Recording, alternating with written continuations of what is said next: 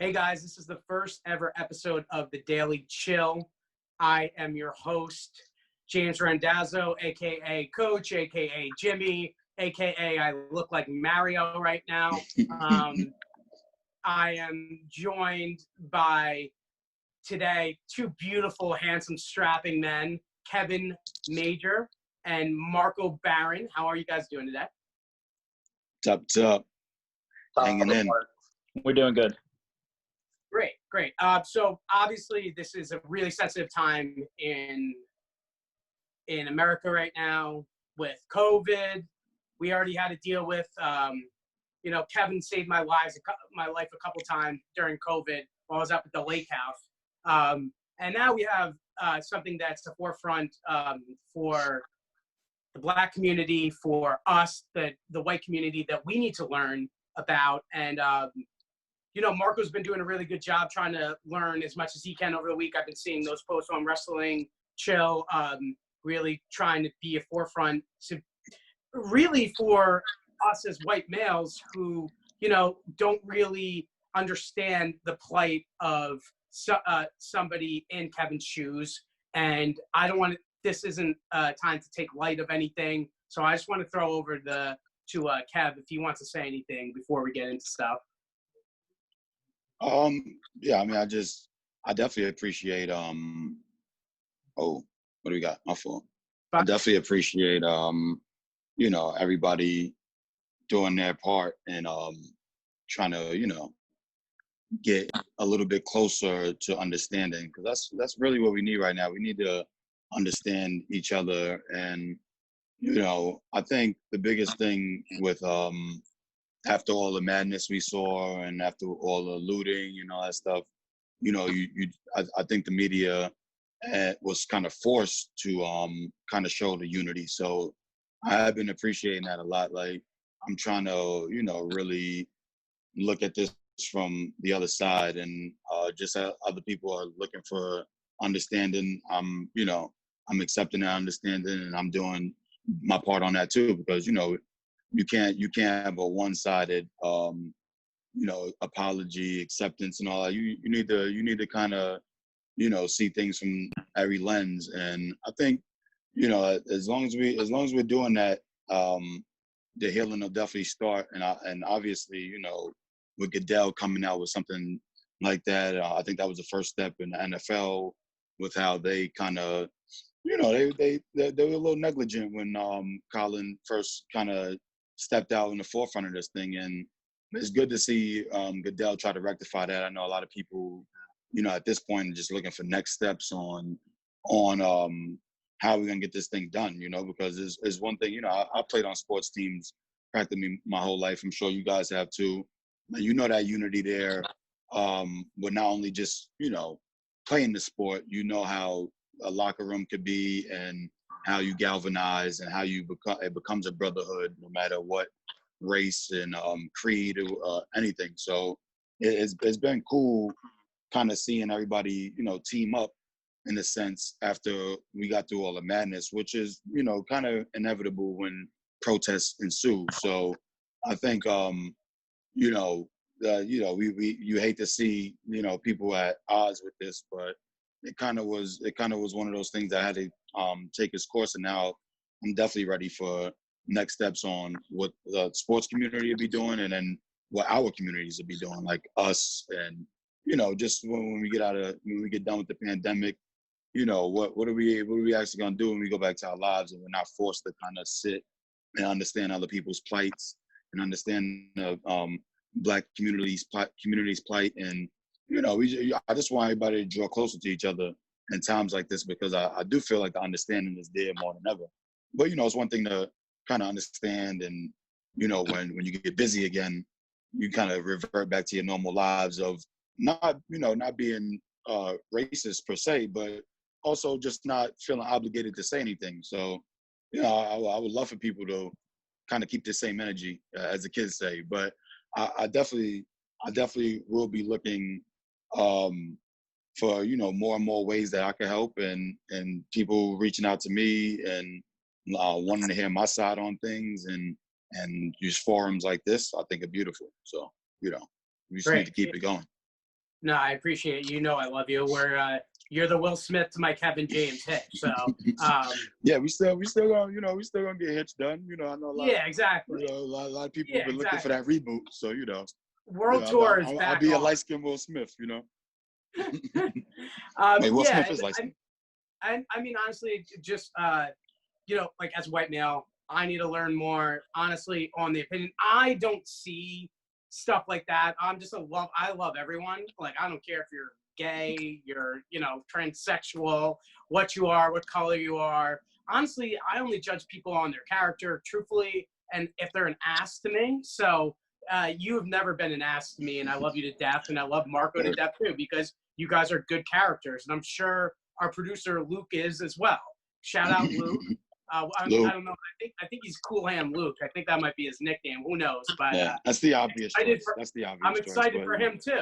I'm excited for him to join the team, and he's boys with ICEE. So we got a lot of good people on the team with good hearts, and we're gonna continue to try to grow as individuals. And I think it's really important that we just spoke on that a little bit. But let's talk about Goodell, because I have two thoughts on Goodell. One, Goodell is just doing this for the wrong reason, to save his own ass. And two, he might actually get what's going on now, because when he was running the NFL, he's like, whoa, I don't have time for this. I got to be talking about how Zeke Elliott getting paid, this person, that person. He had agendas everywhere. So we had time to stop. And, now he said, we, the National Football League, condemn racism and the systematic oppression of black people. We, the National Football League, admit we were wrong for not listening to NFL players earlier and encouraged to speak out and peacefully protest. We, the NFL believe Black Lives Matter. I personally protest with you and want to be part of the much-needed change in this country. Without black players, there would be no National Football League. Correct. And the protests around this country are emblematic of the centuries of silence, inequality, and oppression of black players, coaches, fans, and staff. So those words sound great. They sound great. I don't know really if he is doing it for the right reason or the wrong reason, but this is a huge, quick change that we've seen from Roger Goodell. I mean, 4 years ago, this would never have happened. Yeah. I mean, I think a lot of people are kind of, like I said, they're looking to see what Goodell does next. I mean, I think the statement is the statement. That was going to be crisp, but some people are calling for him to maybe kneel, and then you show a unified front. That's a really good point, and I think he's got to be more specific now as to how apologetic he is, and is he really about Black Lives Matter, or is he about making sure that the next kind of generation of NFL viewers is kind of slowly on board? Right now, he hasn't been specific enough for me. If he really felt this way, then I thought he should have apologized to Colin Kaepernick and called him out by name and said, I didn't listen to you and I'm sorry. And I know there's a monetary component in there because I know they settled and whatnot, but to your point too, I mean, if you really want to take a stand or take a knee rather, then you take a knee at a game. And I know it's going to be super polarizing, but it just can't be about that anymore. If you're that concerned with losing however much your audience, which is uncomfortable for that, it means you need to do a better job of making sure that kneeling is not about disrespecting the flag, that kneeling is about protesting social injustice against black people and people of color. And if you can't do that and you can't get that message across, then we still have a long way to go. Well, the real problem is there's systematic racism by the owners, and and those are his bosses. And he's been greasing their wheels, and they've been greasing him back. And he didn't even want to take a little stand 4 years back, and now we have all this. So honestly, I'm not saying he should or shouldn't, whatever. Yeah. Then I have to start thinking about the military background, and I'll do whatever's right, correctly. But when my grandfather went to war, and like I obviously believe in this movement that's going on right now. So then you're worrying about, well, then it gets very convoluted. I think it's important that he came out with the statement. I think it's vitally important that he came out with the statement, not just important, vitally important, crucial. I don't know about the whole, I'm not saying that I wouldn't kneel if I was Drew Brees. I'm not saying that at all, because I think that's has to do with the brotherhood. I'm just saying I don't know about if Roger Goodell is going to do that. Yeah,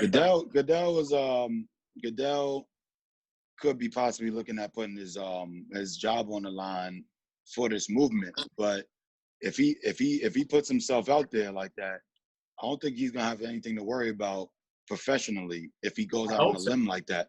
No, he won't. I'm 100% on that. He could survive a stance like this. You know what I mean? If he really puts himself out there and loses his job for that, first of all, it's a bad look for the NFL and the NFL owners if he gets fired after he,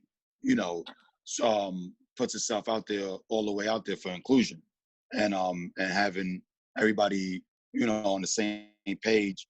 But it's like Marco said, you really want, because I have my family has cop background and military background, but also at the same time I'm a black man, so I understand what Colin initially was doing. But if you were confused by what he was doing, that's up to him, which I think he's done more than enough.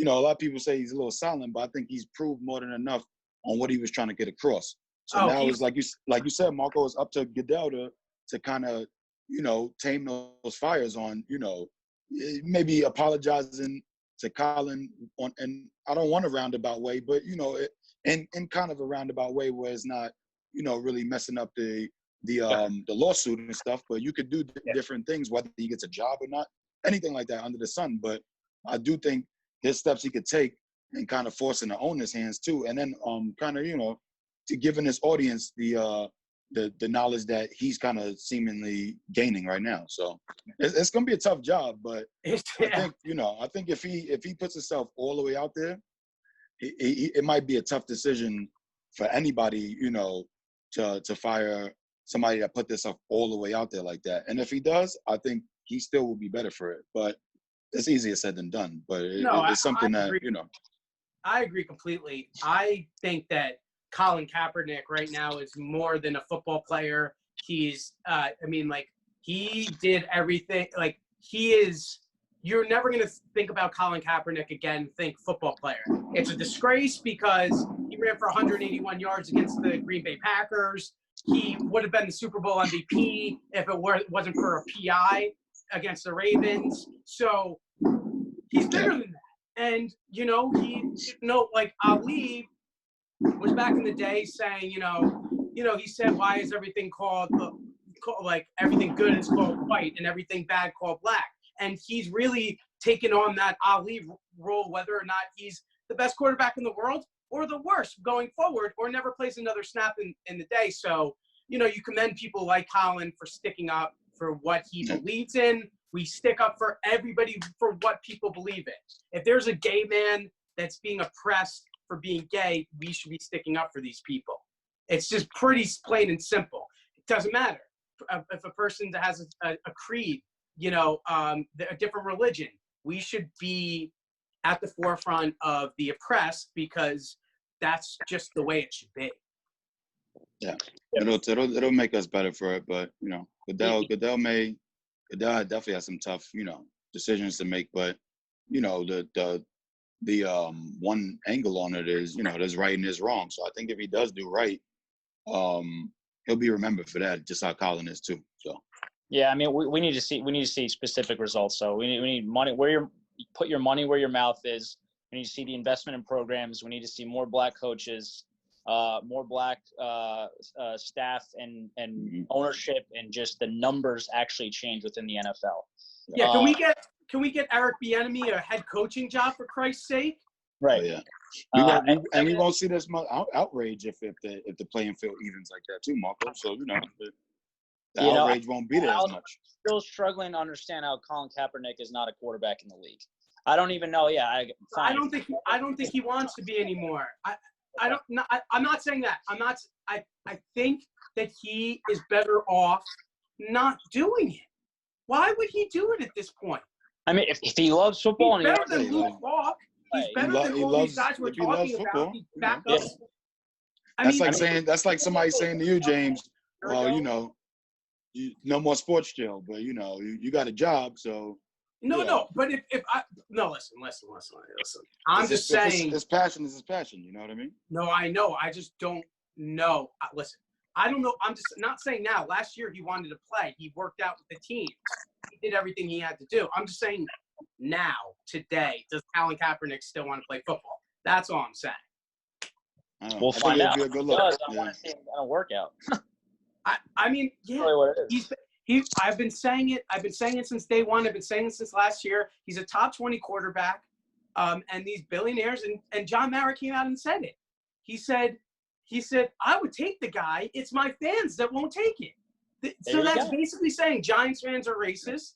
And, and then literally coming out and basically saying, like, I would accept this. The Maras literally said, I would have accepted him, but our fan base literally had a combustion saying that, no, we don't want him for that. The Jets should have hired him. Sam Darnold went down. He had the Black Cat game versus, no, that was a different thing. Sam Darnold went down. They lost to the Browns by like 27 points that day, and that guy's sitting there, not with the job, is erroneous on all accounts. I mean, like, it's tough. It's tough. I mean, it revealed a lot over these past couple years, and then now it feels like it's just coming to a head with the ridiculousness of him having been sitting out all this time, and here we are fighting over the same thing that he kind of was trying to be peaceful about. So it's a head scratcher, and I think him getting a job would kind of would go a long way as well. But I don't know if we're far past that point. Like you said, I don't know if he. I'm sure 1 year removed, he's still burning to play a little bit, but will it be the right circumstance? This is how we got to judge the NFL. We have to monitor this specific storyline. If he wants to play and he still can't get a job, then the NFL, you got to call BS on the NFL, and they're a bunch of frauds. Okay. So who's going to take the dog? I love it. No, I agree with both your statements. Yankees issued a statement very similar. I don't want to go through it right now. Let's just talk baseball. Let's just talk about what they can't get done. Right now we have. Oh God, I am struggling. This is day 88 without sports, and now Manfred came out today with a new proposal. And it was 75% for the player salaries for 78 games, 50% up front, 25% if the playoffs commence. And I'm holding my breath. I already said July 4th. If we didn't have baseball, I'm dyeing the hair blonde. So that's one thing. Blonde it is. They have more fun. Get used to it. Exactly. Second thing, I said, if there's no baseball this season, I'm keeping the mustache. So we have two bets. We have two facial bets going on right now for me. I'm going to end up looking like Hollywood Hulk Hogan. Just take some steroids. Why not? Watch it. I do think the question, it begs the question: Will the mustache be blonde too? Though, are you gonna? Are the drapes gonna match the carpet? Like, what are we doing here? I'd like to go full blonde, or we'd like to see both. So, Marco's sister is the hairdresser for the Sports Chill. She's gonna have some fun. I'm gonna use her best judgment because I'm not gonna cut the hair either. Like, I'm just you gotta show the blonde locks. Exactly. They were the full. Yeah. So this is kind of do or die time for me right now.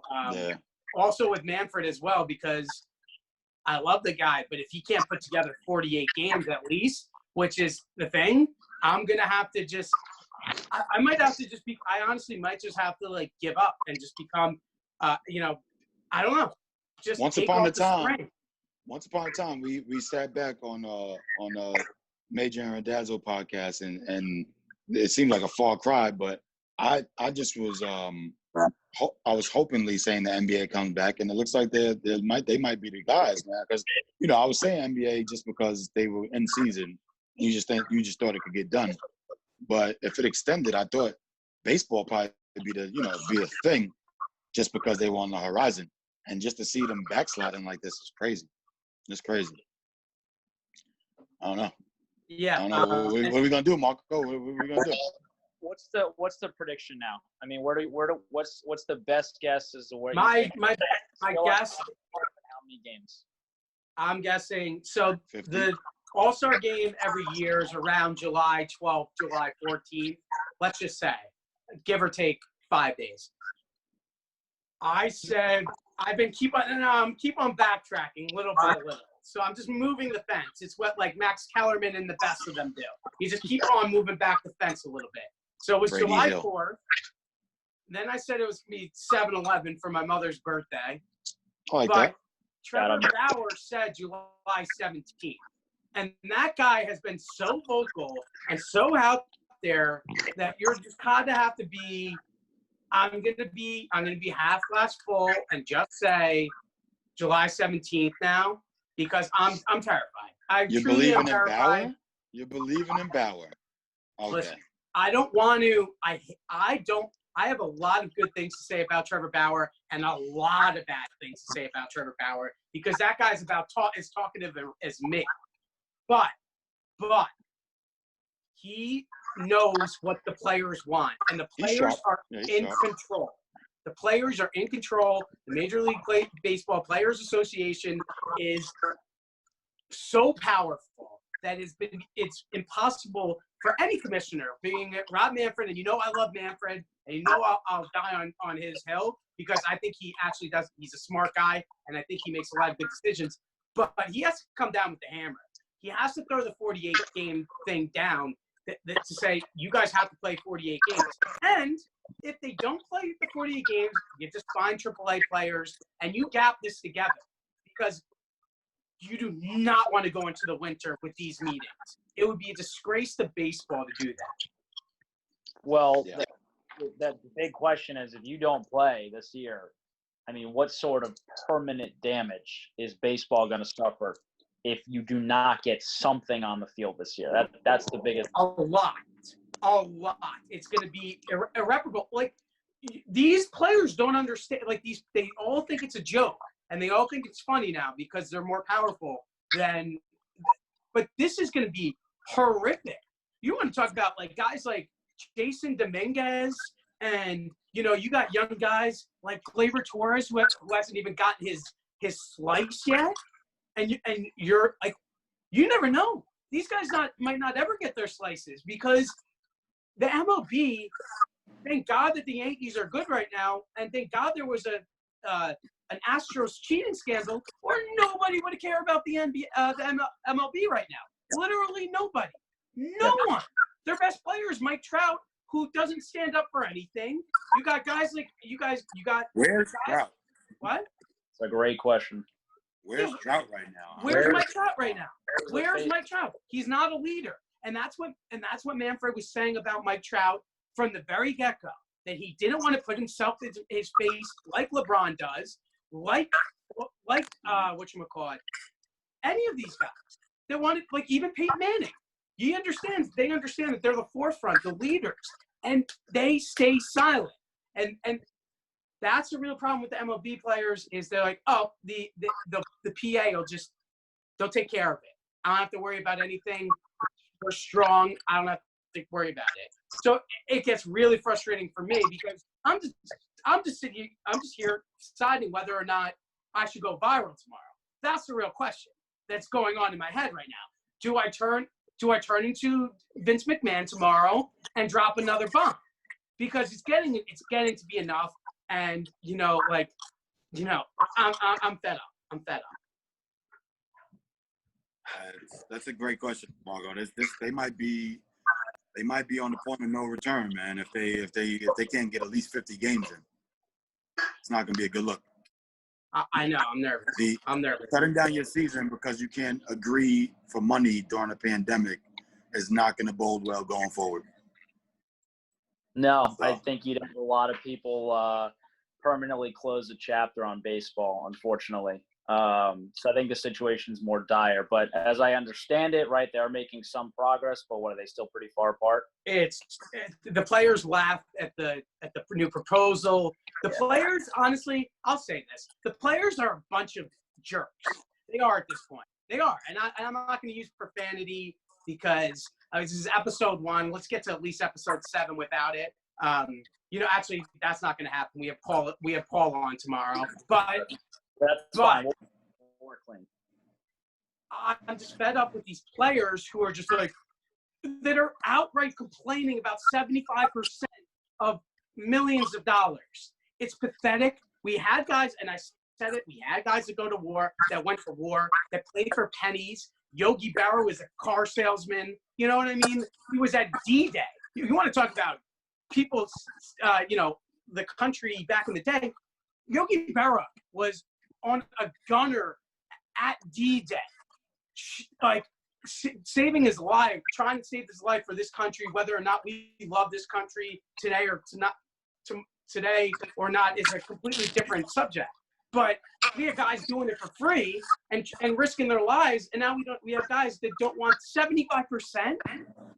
Just bring up the minor league players and call it a day. Yeah, I mean, I heard you loud and clear. When that was when they were at 25%, and I'm going back and forth. I'm like trying to empathize with the players and stuff like that. But there was right there seemed to be a legitimate argument for like, listen, the owners just physically can't put on a product on the field if they're not going to get some sort of return. Like that's just not how the free market economy works. But with 75 seems so beyond fair and equitable to the players at this point. And we're not going to, we're not going to, I'm losing my words here, but I don't want to cast aspersions. Yeah, I don't want to make fun of. It's not coming to me. I don't want to make fun of someone's salary for how it's beside the point. But the percentage of what they're getting relative to what they're putting in the field at this point seems totally fine. Their argument is about health concerns, and they're talking about this when you have people working at grocery stores for $50,000, risking their lives every single day, and you got these guys that are millionaires making the decisions for minor league players who are losing their jobs left and right. We're cutting out an entire single A because of this. Yeah, and your value is based on how the fans perceive you. I mean, you are nothing. So I think there should be a little more gratitude at that point. I think scoffing at 75% like sucks. Yeah, no, it's crap. It's crap. All right, let's talk about fun stuff. We're going to Disney World. The NBA is back. July 31st, I believe. They're going to be doing a tournament at Disney. 24 teams, I want to say. Tournament of 23? 22. 22 teams. I've already declared to house Lakers. Where I'm for Kobe. Back in the day, I was a big Shaq guy. The Knicks stink. And I want to scream and yell for somebody. And, LeBron James, although he broke my heart back in the day when he went to Miami, it was his choice to do it. He went back to Cleveland. He made things right. So I'm on the LeBron James train. I've been drinking wine, trying to get ready to prepare, but I'm excited to see this all go down.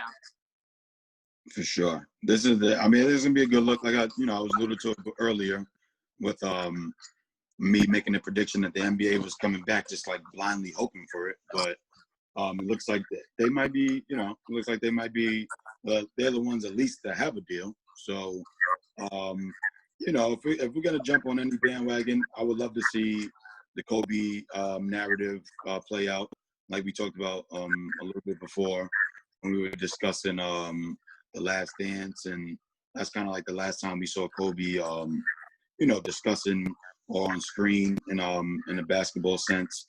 And it was just, you know, it was me right now, all for the Kobe Fields. You know what I mean? If we could get a little playoff basketball and we could start pumping out, you know, what seemed like it was on the course already, then, you know, I'll be Team Lakers. Obviously, you know, we can't be rooting for the Nets because it's just not in my DNA. I am keeping a close eye on Portland because I am a mellow guy, so I would like for Portland to sneak in there.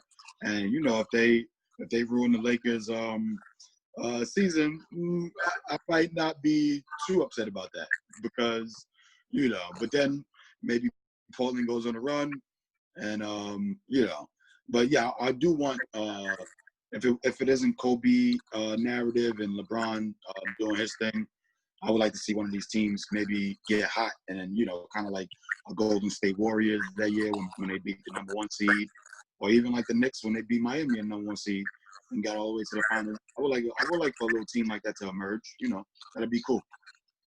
Yeah, as the wrestling chill, the sports chill family's wrestling guy, I'm a big proponent of the proper story arc. I love the way LeBron started.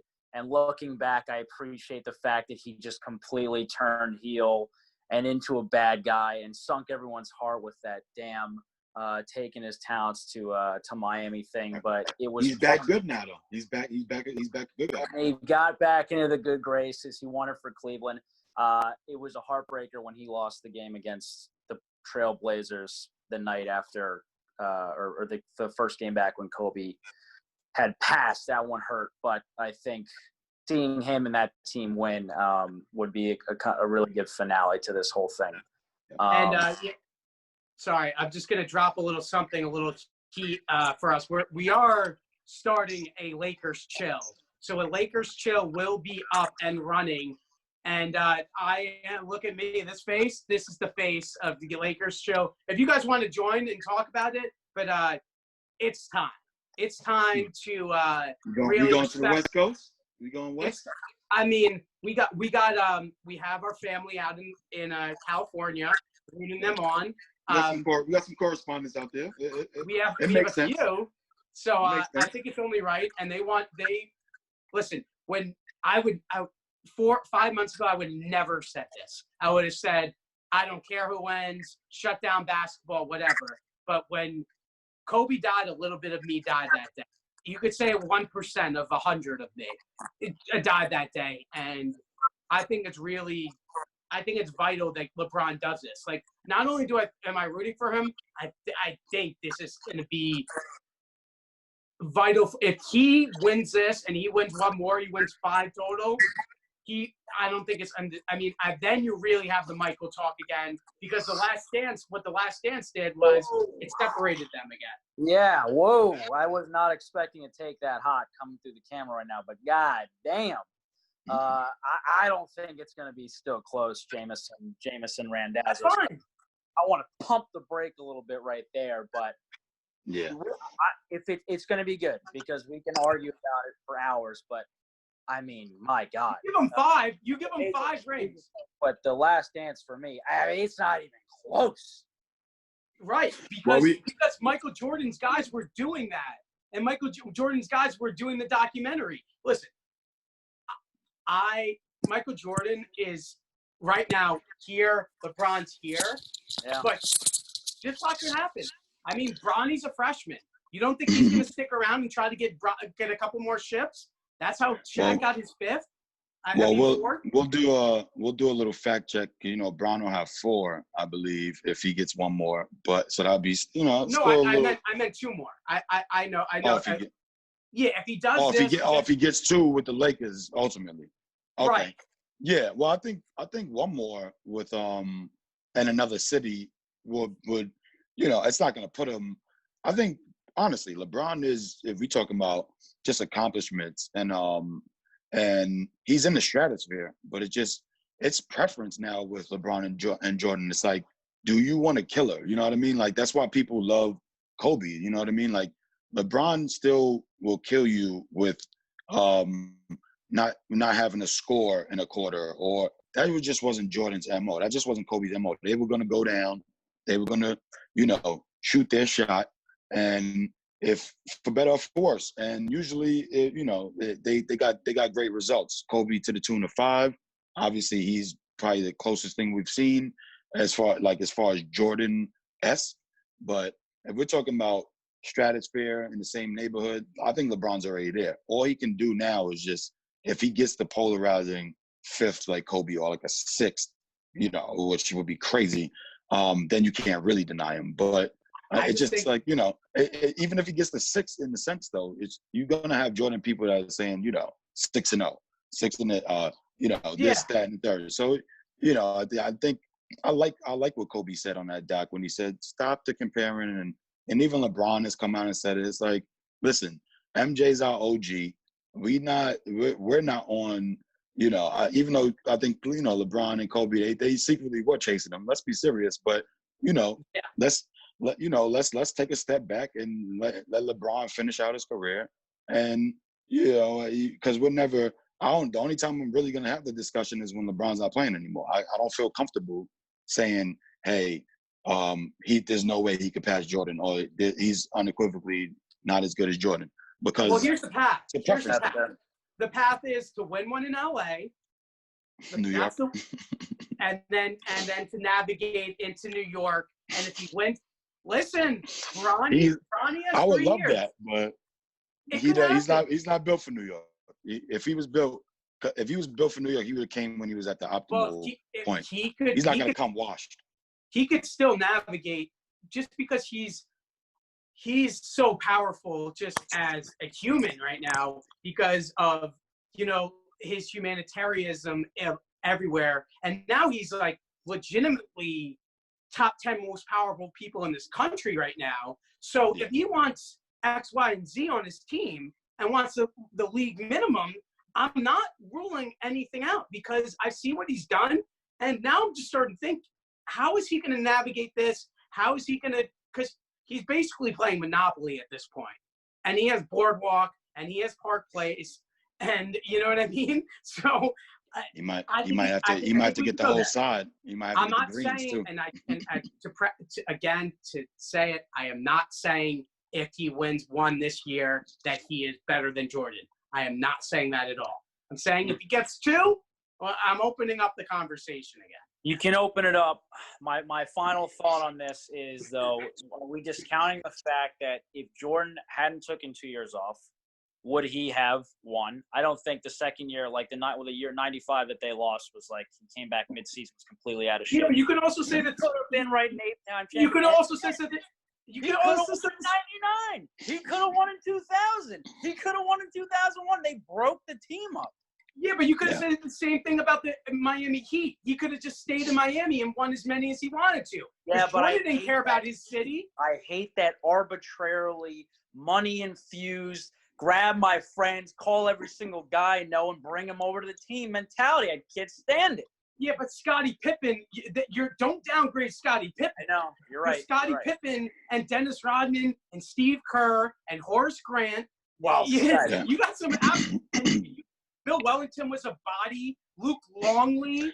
Tony Kukoc. They have the hottest list of role players of all time. DJ Armstrong. It's one of those things. Like if Jordan had played in this era, would we be scolding him for having a super team? Would we come at him a little strange for grabbing Rodman? Or if the salary cap was a little different, would he have grabbed the 3rd star? Who knows? You don't really know what the temperature would be. And would Jordan have been, much like LeBron in the 80s when he was faltering and not making shots? Would he have been trending every finals, or when he wasn't there? Because we know he's undefeated in the finals, but there's a lot of times where he just lost in the playoffs. So it's one of those things where we don't know what the narrative would have been on Twitter or social media for Jordan faltering for almost 10 years. You know what I mean? So it's one of those things where, I don't want to discount LeBron and discredit Jordan. I think they're both great. And for me, that conversation opens up the minute LeBron retires in LA, because I think he's going to retire in LA. I don't think he was ever built for New York, Rendazzo. I'm sorry that I got my heart broken too at a Buffalo Wild Wings when he said he was going to the Heat. I was sure. He was at Chris Paul's wedding in New York. I was sure. I thought it was I thought the stars aligned for 2-3 in the New York uniform. And yeah, so we don't know. We don't know how the two worlds would have looked if Jordan played in a little bit more of a criticized sports world. So, it's one of those things. I definitely, like I said, that conversation opens up when LeBron is done, and he might be the basketball Brady. So, I know Rendazzo, you can hold out hope on him coming to New York, and because he will be playing into his 40s, but we don't know if he'll be a Laker into his 40s, but we'll see. You know what I mean? Ultimately, basketball's back, and we're working on baseball, so Rendazzo doesn't do what he's itching to do, and that is sully his relationship with the commissioner and maybe get arrested in the time being. I don't know. I'll keep him out of jail, Mr. and Mrs. Rendazzo. I'll do what I can, but this guy's on the edge. You see the Yankee pitcher behind him. Manfred. Yeah. At least get 50 in, because this kid will be at your doorstep. Yeah, I will be literally chained to the MLB offices, and it will be. I'll probably lose my job too. So and I didn't want to. I didn't want to start off with a LeBron versus MJ thing. What that was not on the docket. That came. I'm telling all the people out there that just happened. That was not predisposed, or whatever the right word is right now. I'm losing words as we go. But last topic. What is your? We got to do it. We back at camp. Whatever, hot day in the summer. Everybody knows about those ICEEs. I posted on Saturday. Which one is your favorite flavor? And I'm going to judge you on this. Okay, it's blue with orange as a close runner-up. Final answer. Wow. Yeah, I think that orange does it for me, man. If you that on shout out ICEE too, not just not the things we love, but the guy we love. What up, ICEE? Big shout out. Yeah, I mean, orange does it for me. Blue, good too. And then I don't know what's the white one. Vanilla? I don't know what that would be. No, they don't have a white one. Yeah, they do. I've seen like a little maybe. Oh! I know what you're talking about. What is that? I don't even. Like it's like the glacier. It's like the glacier Gatorade one. Yeah. Very suspect. Gatorade Ice. Classic. Shout out to ICEE Fire and Ice. Go check it out. Chris Duhan, episode 2. And shout out to producer Luke, who ICEE brought him in, and now we're just a sports show family hanging out. But the correct answer is blue and then pink. Shout out to the girls. Chill. Pink is fire. Is delicious. Yeah. Pink is delicious. And I feel bad for Marta and I feel bad for Patty Ice, because they like purple, and come on, that's Dimetap. That's cold medicine right there. And listen, it was also a social experiment, because we like all the colors. You see what I did there? Oh man, James is really forcing being diplomatic, but yeah, we do love all the colors.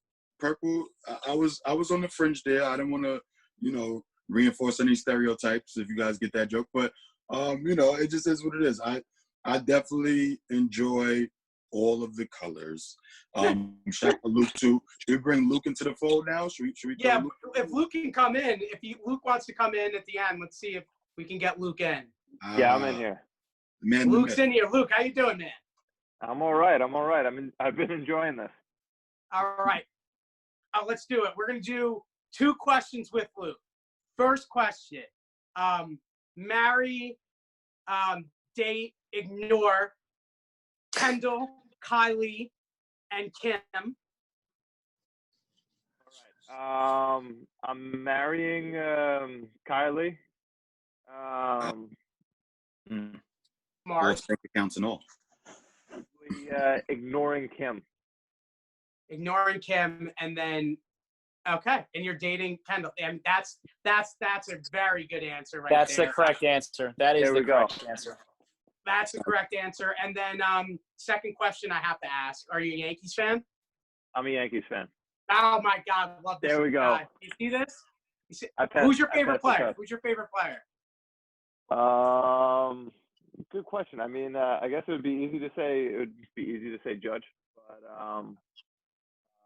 yeah, no, I'm gonna go with Judge. And I even last year even got the chance to see the Yankees over in Europe. I was at the London game last year, so pretty big Yanks fan. I was living in Europe, and if they come to Europe, I was coming to check them out.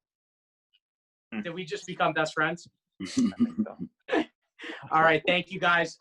That's it for episode 1 of the Daily Chill. Last thoughts, guys.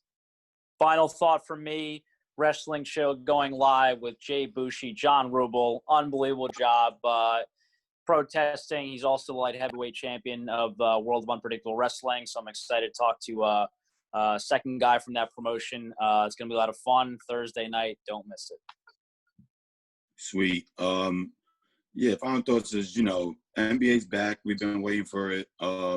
We've been waiting for just about anything. Shout out wrestling too, and UFC for kind of keeping us afloat. Obviously we want to see a little normalization here with some sports finishing up, beginning. So, as we keep going through the Daily Chill, hopefully we have some of that to talk about in the mix soon. So very hopeful. Love the conversation with you guys. Love everybody reaching out and trying to educate themselves, man. Black Lives Matter, and keep it going for as long as you can. Educate yourself. Keep doing it. If sports comes back, keep educating yourself. Do not, don't go on one side of the fence. Let's try to stay united. Let's try to keep this feeling for as long as we can. I know it's gonna be tough to maintain, but obviously us at the sports show, we're always, we're gonna be a unified group. And for me personally, I'm just kind of looking on the world to kind of do the same. And as we see sports come back to, we really want that same energy, man. So I appreciate you guys. All right, I appreciate both of you. Luke, thank you again. Marco, Major, thesportshow.com. Fire. Fire. Fire. Fire. Hiya.